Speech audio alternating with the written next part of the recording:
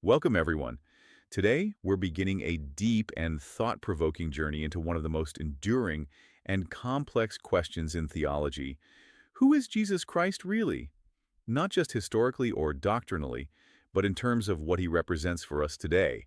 To guide us through this, we'll be discussing an important and ambitious work titled Christ the Representative, Toward a Representational Yeah, Christology. this isn't just like your average book on Jesus. This is a serious theological deep dive. Oh, yeah. And it's written by Professor Reinhold Bernhardt. Okay. He teaches systematic theology Whoa. at the University of Basel in Switzerland. Switzerland. Systematic theology. I know what some of you might be thinking right now. It sounds intimidating, right? Yeah, a little bit, right?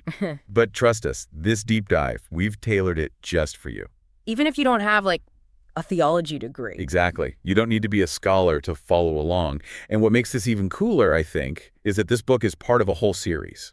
Oh, yeah, published by Brill. Brill. And get this, it's open access. Oh, wow. So anyone can just jump in and read this. Anyone can just dive into these ideas, yeah. That's amazing.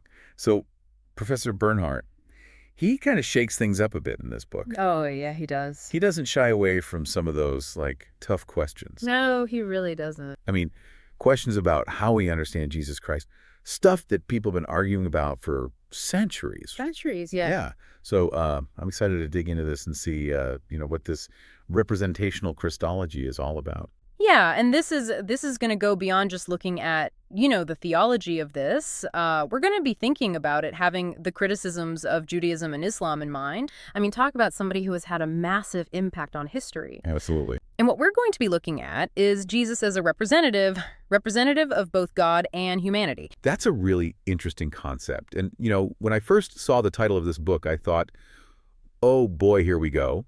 This is going to be a tough one. But then I started reading about how even some Jewish and Muslim scholars have some real problems with the traditional Christian idea of incarnation. And I was like, ooh, okay. Yeah. This is going to get interesting. It's true. And even within Christianity itself, there are theologians who are like, wait a minute, hold on. Maybe we need to rethink this whole incarnation thing. Right. And the book starts by laying out the objections that Jewish and Muslim scholars have raised against this traditional idea of incarnation. So their main argument is that this idea of God literally becoming a human, of the divine becoming a human, it's almost like mixing oil and water. You're trying to combine things that aren't really supposed to be combined. And they say it blurs the line between the divine and what's been created, which is a major problem in both of those traditions. Right. And it's interesting. The book actually uses some terms that I'd never even heard before to describe this kind of mixing. Yeah. Yeah. So in Jewish thought, it's sometimes referred to as shittuf, and in Islam, it's referred to as shirk. Yeah, and both of those terms really show how important this issue is for those traditions. Right. So in some Jewish interpretations, shittuf is actually associated with idolatry, which is a really serious offense against the oneness of God. Yeah. And in Islam, shirk is considered to be one of the worst possible sins that you can commit because it compromises the absolute uniqueness and the sovereignty of God. You've got these strong objections from other faiths, but then the book throws a curveball, right? And by the way, even some Christian theologians have problems with this whole traditional incarnation concept. Yeah. And we're not talking about fringe thinkers here. We're talking about big names like Paul Tillich Here, he was a big one. and John Hick. Exactly. So what's their beef with incarnation? Well, so Tillich, he argued that this whole language of God becoming man, it just doesn't make sense logically. It implies that God in some way stops being God, which is a contradiction, right? Right. Yeah, that doesn't compute. Exactly. And then Hick, he was coming from more of a philosophical perspective, and he questioned whether we can even really grasp this idea of two completely distinct natures, like divine and human, somehow coexisting in one person. There are genuine philosophical and theological problems with how incarnation has been traditionally understood. So how does Bernhardt address these challenges? I mean, does he just say oh, you guys just don't get it? No, not at all. I mean, that's what I think is so refreshing about his approach. He really doesn't shy away from the tough questions, but he introduces this really interesting idea, this idea of representation. So he argues that instead of God literally becoming human, that Jesus represents both God and humanity, and that through this representation that God's presence is made real in the world. Okay, I'm starting to see why this representational Christology is even being proposed here. But I got to ask, what does it actually mean to say that Jesus represents God? I mean, we all represent something, Right. right? Like, I represent my love of coffee every morning. That's true. That's true. So what's so special about how Jesus represents God? Well, in this context, we're talking about something much deeper than just symbolizing or reflecting something, right? Sure. So think of it like an ambassador. Okay. Like an ambassador who's trying to negotiate a peace treaty, they don't actually become the country that they're representing, right? Right. But their actions have real consequences. What they do directly reflects the intentions of their nation. Okay, so they're like a stand-in, but they have actual authority. Exactly. Gotcha. So in a similar way, representational Christology sees Jesus as embodying God's presence, acting and speaking on behalf of God. Okay, so it's less about him like being God in a literal sense. Right. It's more about him embodying God's will, God's actions in the world. Exactly. Okay. But wouldn't that mean there's some kind of separation then between Jesus and God? Like, how does this representational Christology deal with their relationship? That is a great question, and that's where it gets really interesting. So Bernhardt dives into two key relationships that define who Jesus is from this viewpoint: his relationship to God and his relationship to humanity. And in both of these relationships, we see this polarity of unity and difference. Oh, I like a good polarity. Lay it on me. All right, well, let's start with his relationship to God. So even in the Gospel of John, we see Jesus claiming both unity with God and acknowledging God's greaterness. Wait, so is that like a contradiction? How can you be one with something and yet also distinct from it at the same time? Yeah, and that's the beauty of this perspective. It embraces that polarity, and it explains it not as some sort of like mystical blending of substances, but through a relational unity. Okay, relational. So it's more about how they're connected to each other than like their actual being. Exactly. So think of it like a dance. You've got two individuals moving together in harmony. They both have their own unique steps, but they create something beautiful and unified through their relationship. That's a really powerful idea. So Jesus represents both God and humanity, but I'm wondering, what exactly is he representing about God? Is it just God's existence? No, it's much more than that. So Bernhardt argues that Jesus represents God's goodness. And specifically, he highlights God's love, God's grace, and God's mercy. And he does this by drawing on specific examples from the New Testament. Like, for example, in the Gospel of John, there's a huge emphasis on God's love, which in Greek is often translated as agape. And then you have Paul, who focuses a lot on this idea of justifying grace, which in Greek is charis. And then you have Luke, who really portrays God's mercy, which is eleos in Greek. Okay, I can see that.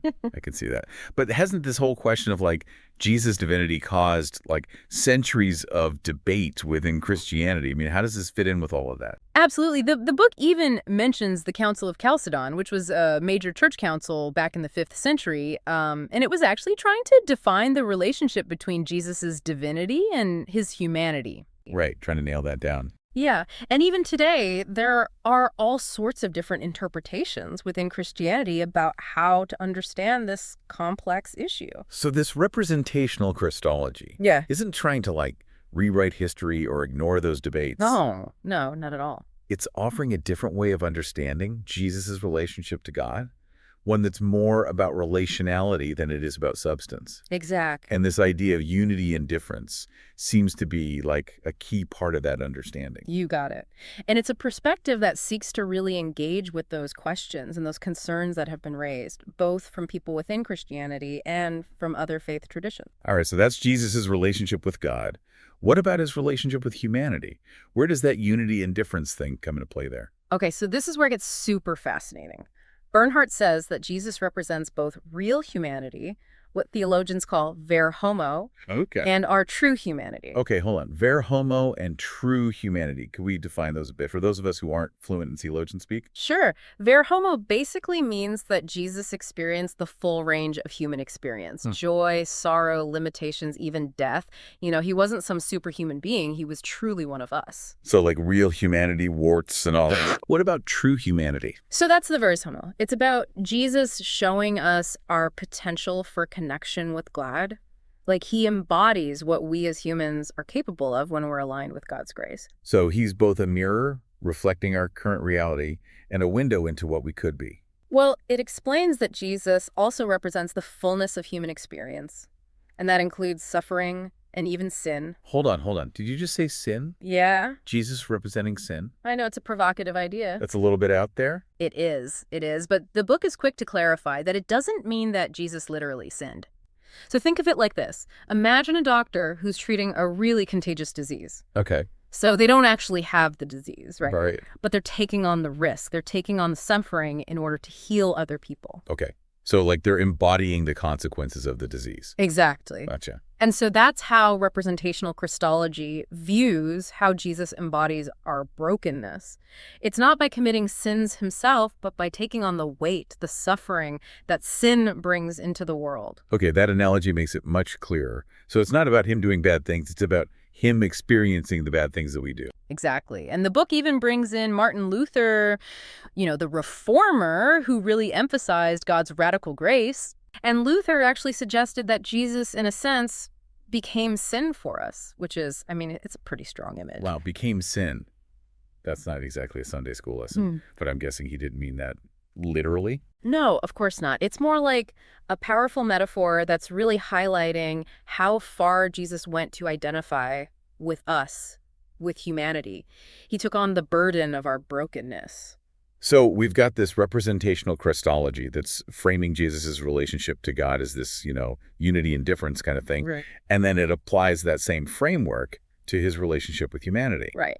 So he represents the fullness of God's grace, but he also represents the fullness of human experience, like even the bad stuff. Even our brokenness. It's like he's bridging the gap between the divine and the human, That's a great way to put it. embodying both the perfection of God and the imperfections of humanity. Precisely. And Bernhardt has this really powerful quote. Yeah. He says, he represented the existential abysses of humanity while also embodying God's promise that nothing can separate us from the love of God. Wow. Even in the middle of suffering and brokenness, there's this unwavering love that connects us to something bigger. Yeah, exactly. And Bernhardt uses this to challenge us. He's saying, look around, there are places where humanity is falling short. Like injustice, inequality, suffering. We're called to recognize those things and work to change them. So it's not just about understanding this concept intellectually, but really putting it into action. Totally. Representational Christology has real-world implications. Okay. It's about recognizing and responding to the brokenness around us, just like Jesus did. And that leads us to the next big question, which is soteriology. Soteriology, now that's a word to impress your friends at parties.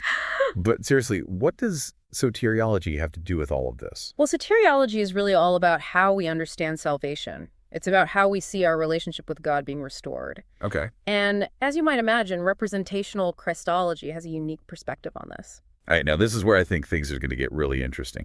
Because if Jesus is representing God's grace, rather than being the sole source of that grace, how does that change how we think about, being saved or reconciled with God? Stay tuned, folks. This deep dive is about to get even deeper.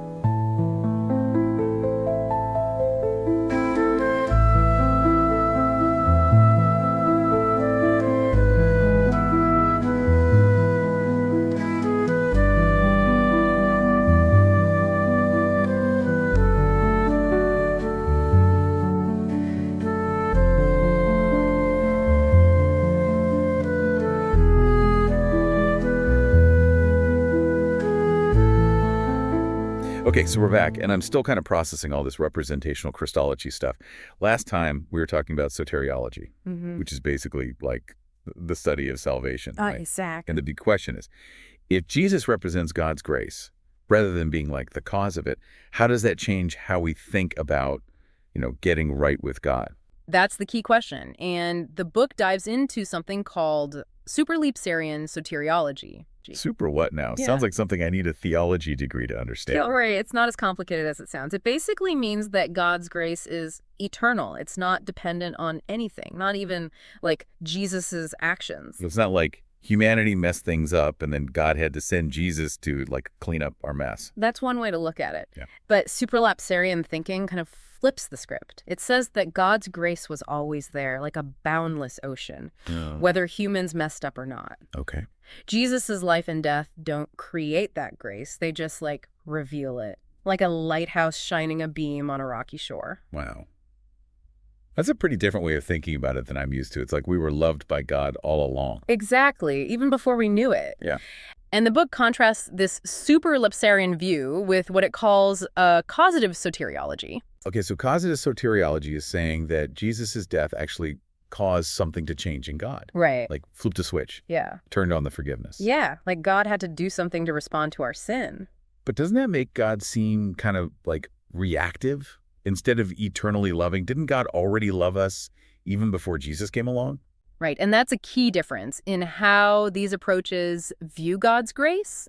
And the book actually breaks down causative soteriology into two main types. So one sees Jesus's death is restoring God's grace, Like fixing a relationship that had been broken? so kind of like paying a debt to make things right. I can see how that could make God seem more like a judge than a loving parent. Exactly. Yeah. You're picking up on the nuances here. Okay, the other view is that God doesn't have to be appeased or reconciled by a sacrifice, but reconciles us with him. Okay. So it's less about appeasing God and more about moving us towards forgiveness and transformation. So, less about blood sacrifice and more about love and reconciliation. So even when Jesus is like crying on the cross, my God, why have you forsaken me? God's grace is still there, holding him. Exactly. That's the mystery at the heart of this perspective. God's grace isn't dependent on our circumstances or even on our understanding. It's the very foundation of all reality. And Jesus's life, death, and resurrection reveal the kind of unwavering nature of that grace, even in the face of pain and death. Okay, that's really profound. But if Jesus' death didn't cause salvation, how does it actually save us? Like, what does it do for us personally? Well, representational Christology would say that we are saved by participating in Jesus's relationship with God through faith. Mm-hmm. And faith here isn't just about believing certain facts. It's about trusting in and relying on God's grace, like leaning on a sturdy pillar. So it's less about like checking off boxes of correct belief and more about a lived experience of being connected to Jesus, drawn into his life of like radical love and obedience, Yeah. and through him being connected back to God. Exactly. You've got it. Now, this brings us to another really interesting implication, and that's how representational Christology understands other religions. All right, I think this is where a lot of folks are going to be leaning in. Because if Jesus is representing God's grace, rather than being the only source of it, what does that mean for people of other faiths? Does this suggest that God's grace might be active in other religions too? That's the big question, and the book doesn't shy away from it. Okay. It argues that if God's grace truly is universal, like sunlight shining on everyone, then it can't be limited to just one religion or one person. So even though this representational Christology is coming from a Christian perspective, it's not saying that like only through Jesus can you be saved. It's open to the possibility of God's grace working in other religions too. That's right. It's moving away from that exclusive kind of thinking Yeah. and towards a more inclusive view that acknowledges God's grace might be working in all sorts of ways throughout history and across cultures. Like, there might be different paths up the same mountain, but they all lead to a breathtaking view. That's a great analogy. But wait, doesn't that just lead to religious relativism? Yeah. Like the idea that all religions are basically the same and it doesn't really matter what you believe. That's a common concern. Yeah. And the book definitely acknowledges that.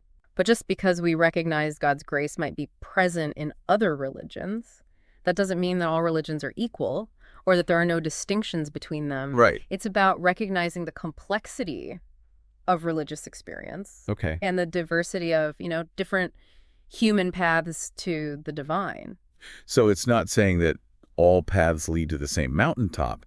It's more like there might be different paths up the same mountain and maybe even different mountains altogether. Exactly. It's about recognizing the vastness of God's grace and the mystery of how God might be working in ways that we don't fully understand.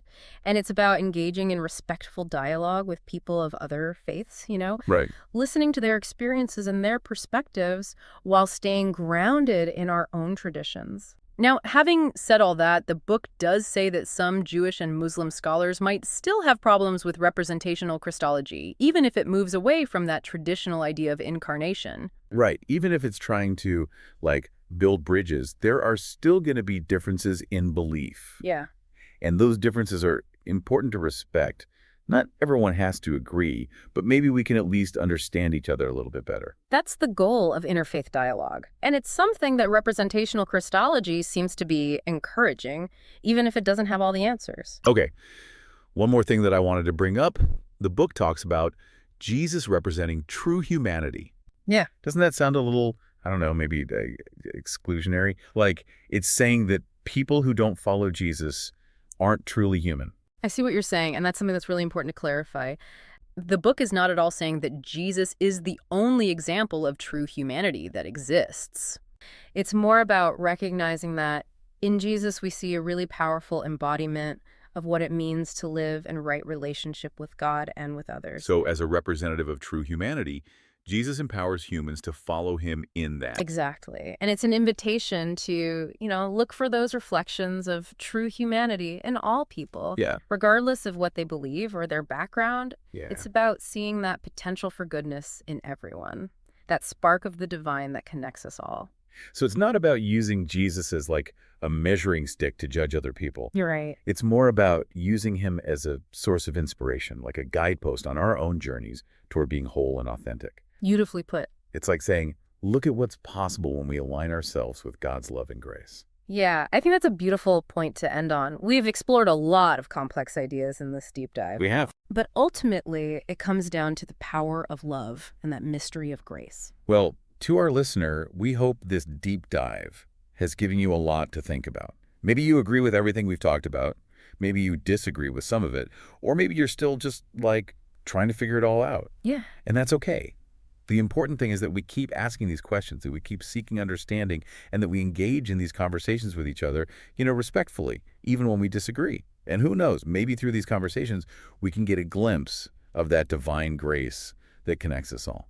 Well said. Until next time, keep exploring.